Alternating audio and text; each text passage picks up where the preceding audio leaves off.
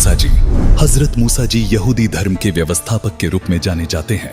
काल ब्रह्म ने उन्हें ज्ञान बताया, उसी आधार से उन्होंने अपने आप को सबसे ज्यादा इल्म वाला मान लिया।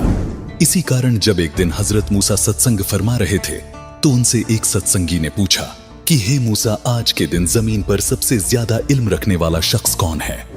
हजरत मूसा ने बड़े गर्व से उत्तर दिया, मैं। काल ब्रह्म को मूसा का ये अंदाज बिल्कुल पसंद ना आया और कहा कि मूसा, तेरी यह बात सुनकर मुझे बहुत दुख हुआ। तूने अपने आप को सबसे बड़ा इल्मी कैसे मान लिया? घुटनों के बल बैठे मूसा ने कहा कि मैं आपका भेजा हुआ रसूल हूं और मुझे सारा इल्म आपसे हासिल है, इसीलिए मैंने ये कह दिया कि आज जमीन पर मुझसे ज्यादा इल्म किसी के पास नहीं है। काल ब्रह्म ने कहा कि मूसा, जमीन पर तुझसे ज्यादा इल्म रखने वाला शख्स मौजूद है और तेरा इल्म उसके इल्म के सामने कुछ भी नहीं है। मूसा ने कहा कि हे अल्लाह, मैं उस शख्स से मिलना चाहता हूं ताकि मैं वो इल्म हासिल कर सकूं जो मेरे पास नहीं है। वो शख्स कहां रहता है और कैसे मिलेगा, ये बताने की मेहरबानी कीजिए।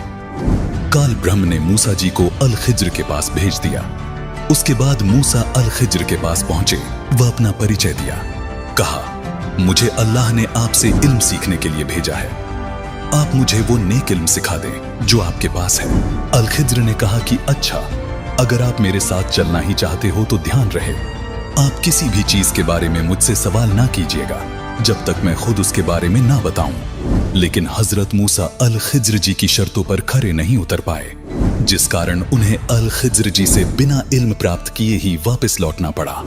हजरत मूसा को मिलने वाले अल खिज्र कोई और नहीं बल्कि स्वयं कबीर परमात्मा ही थे।